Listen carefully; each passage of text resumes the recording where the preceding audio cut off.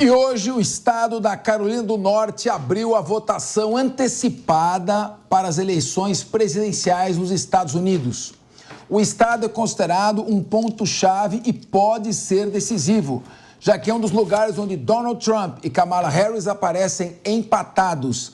A Carolina do Norte já começou a enviar cédulas pelos correios para aqueles que não vão poder comparecer às urnas nas eleições do dia 5 de novembro.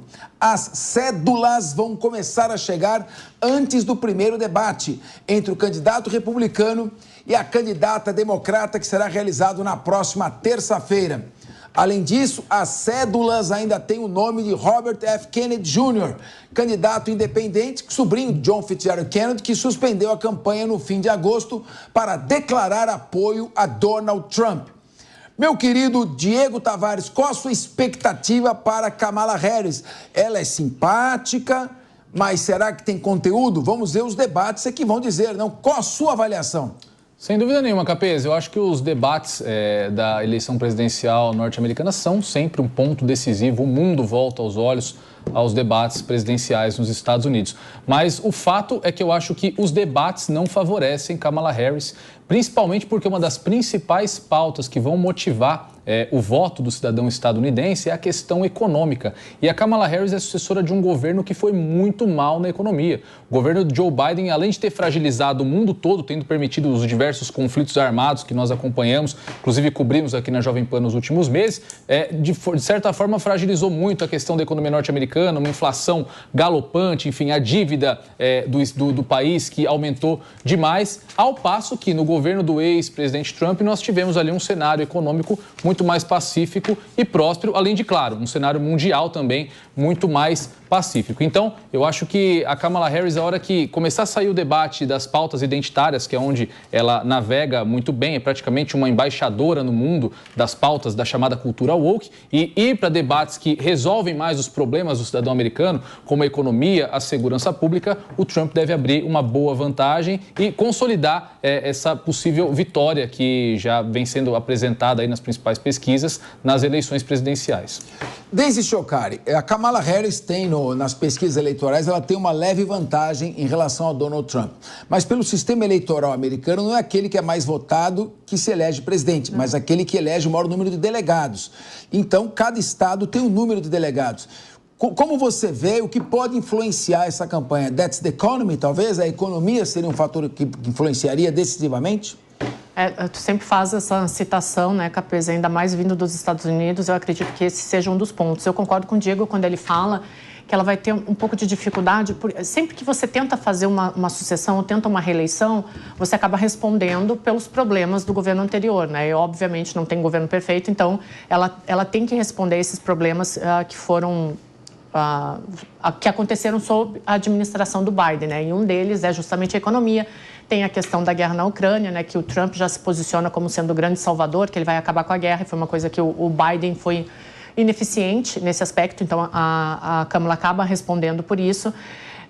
Também tem um outro ponto que ela tem um pouco de dificuldade de se formar como uma liderança forte dentro do próprio partido dela, né? Isso pode acabar sendo um problema nessas eleições também.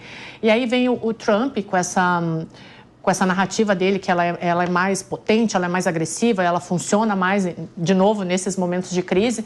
Então, eu não sei se esses debates eles vão favorecer a Kamala e se não podem dar uma chance do Trump respirar. Olha, e o Donald Trump obteve mais uma vitória, hein, Ana? O juiz de Nova York, que presidiu o julgamento do ex-presidente por pagamentos ocultos a uma ex-atriz pornô, decidiu adiar a sentença para depois das eleições presidenciais. A sentença seria lida no próximo dia 18, mas agora deve ser proferida somente em 26 de novembro. Em maio, Trump foi condenado por fraude ao comprar o silêncio de Stormy Daniels, uma prostituta com a qual ele havia mantido relações. O juiz responsável pelo caso alegou que não quer influenciar no resultado da eleição. Minha querida Ana Beatriz Hirsch, talvez esse recuo do juiz possa significar um avanço de Trump nas pesquisas, ou ele foi mesmo prudente e não proferir essa sentença poderia influenciar as eleições? Não se sabe se vitimizando Donald Trump ou prejudicando. Capês, eu particularmente acho uma aberração que um juiz que deveria se ater a aspectos jurídicos e técnicos de um processo, ache prudente adiar uma decisão judicial por conta de um processo eleitoral. Veja, nós estamos aqui falando de um processo que correu conforme as formalidades legais lá dos Estados Unidos. Então, se este processo já está maduro para julgamento, você simplesmente aguardar que as eleições ocorram para então sentenciá-lo, me parece errado com o eleitor. Porque o eleitor tem direito a saber o que aconteceu neste caso, se foi configurada uma prática ilícita ou não. E se este processo já está em termos para que essa sentença, para que esse julgamento ocorra, nada na minha cabeça justifica que isso seja mantido em segredo, vamos dizer assim, até depois das eleições. Você pode dizer isso é uma vitória do Trump? Aí eu acho que depende muito da história que os dois candidatos vão contar. Porque a Câmara, pelo seu lado, pode também falar, veja só, olha o desespero, é uma questão de tempo. Aí cada um vai usar este fato da forma como melhor lhe convém. Eu só acho um escárnio com a população americana que se existe um processo que pode sim influenciar o resultado das eleições e ele está pronto para ser decidido, isso tem que chegar ao conhecimento do eleitor antes das eleições, porque o eleitor tem direito a votar sabendo de tudo o quanto possível. Muito bem. O eleitor já sabe que Donald Trump teve um affair com essa Stormy Daniels em 2006. Já vão fazer quase 20 anos. É isso que o eleitor já sabe. E aí, o processo caminhou agora nesta eleição. E há uma denúncia de que muitos estados onde os democratas ganharam as eleições manipulam o poder judiciário, inclusive escondendo provas contra o próprio Biden. Mas eu quero ouvir aqui alguém que vai reforçar seu argumento, tenho certeza. Meu querido Luiz Fernando Pacheco. Capês, eu mais uma vez tô com a Beatriz. Eu não vejo... Esquerda unida aqui, né?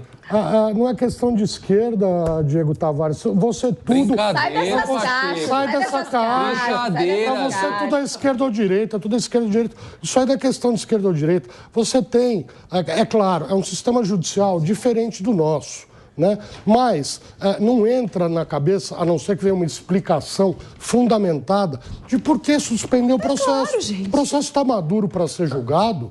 Ele já havia anunciado a data da sentença. Qual foi a justificativa que o juiz trouxe para não dar a sentença agora? Isso beneficia, sim, o Trump, porque tudo leva a crer que o Trump seria condenado nesse processo. Há robustas provas para condená-lo. Aí depois, uma vez ele eleito, a sentença não vai sair nunca, não é?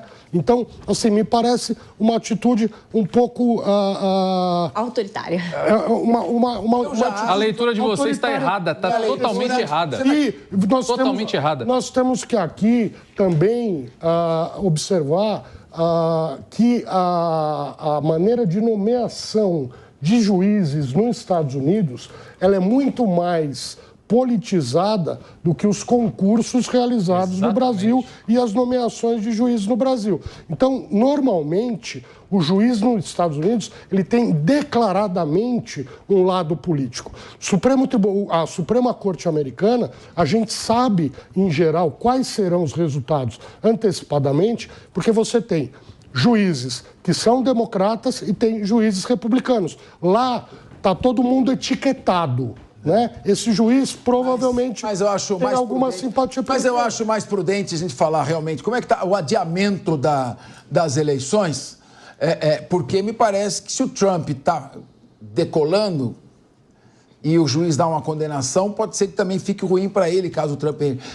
O adiamento da decisão não pode ser justamente o contrário?